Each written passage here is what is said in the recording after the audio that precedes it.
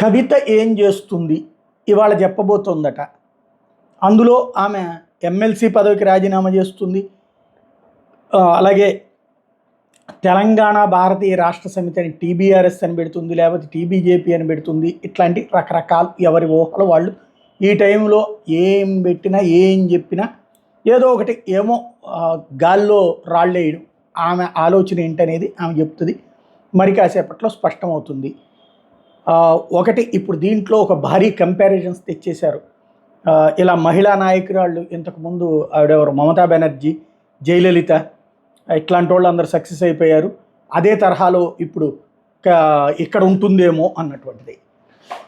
ఉమ్మడి ఆంధ్రప్రదేశ్లో లెక్క చూసుకుంటే ఒకప్పుడు రేణుకా చౌదరి, అలాగే ముందుకొచ్చింది తెలుగుదేశం నుంచి బయటకు వచ్చి ఆ తర్వాత పక్కెళ్ళిపోయింది. విజయశాంతి తల్లి తెలంగాణ పార్టీ పెట్టింది, కొన్ని రోజులు నడిపింది, పక్కకెళ్ళిపోయింది. మన కళ్ళెదురుగుండా కనిపించినటువంటిది షర్మిల పార్టీ, అలా పెట్టి అలా విలీనం చేసి ఇటుకెళ్ళిపోయింది. ఇప్పుడు ఆమె పార్టీ పెడితే మధ్యలో చిరంజీవి లాంటి మహాశక్తివంతుడే పార్టీ పెట్టి పక్కకెళ్ళిపోయాడు. మగవాళ్ళల్లో లెక్కేసుకున్నా సరే. అంటే తెలుగు రాష్ట్రాలలో టీఆర్ఎస్ అనేటటువంటిది ఒక అద్భుతమైన అవకాశం లభించింది. ఆనాడు టీడీపీ నుంచి విడిపోయి పెట్టుకొచ్చినటువంటి కేసీఆర్ పెట్టింది టీడీపీ అన్న బేసిస్ మీద పెట్టలేదు, లేదా టీడీపీ నుంచి విడిపోయి పెట్టలేదు. సొంతగా తెలంగాణ వాదంతో తీసుకొచ్చి పెట్టింది, అందరితో కలిపి నడుపురాగలిగాడు. సక్సెస్ అయినటువంటి ఇప్పటిదాకా ఉమ్మడి ఆంధ్రప్రదేశ్ లెక్కల్లో చూసుకుంటే అక్కడ టీఆర్ఎస్ అలియాస్ బీఆర్ఎస్, ఇక్కడ వైఎస్ఆర్ కాంగ్రెస్ పార్టీ. ఈ రెండే. మధ్యలో వచ్చినటువంటి జనసేన కానీ ప్రజారాజ్యం కానీ, జనసేన ఏమో తెలుగుదేశంతో కలిసి మూవ్ అవుతుంది, ప్రజారాజ్యం శాంత విలీనం అయిపోయింది. అదే సందర్భంలో మధ్యలో పెట్టినటువంటి పార్టీలన్నీ అయిపోయాయి. కాబట్టి ఇక్కడ తెలుగుదేశం ఒక బలమైన శక్తి, వైఎస్ఆర్ కాంగ్రెస్ పార్టీ ఒక బలమైన శక్తి. ఆంధ్రప్రదేశ్లో ఇద్దరికి చెరొక 40% ఓట్లుంది.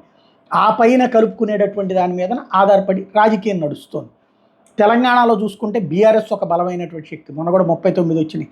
కాంగ్రెస్ పార్టీ ఒక బలమైన శక్తి, అలాగే అక్కడ బీజేపీ ఇంకొక బలమైన శక్తి. అది ఎమర్జ్ అవుతోంది. ఇప్పుడు వాళ్ళని కాదని వచ్చేటటువంటి పరిస్థితి ఉంటుందా అంటే 100కి 99.9% అసాధ్యం.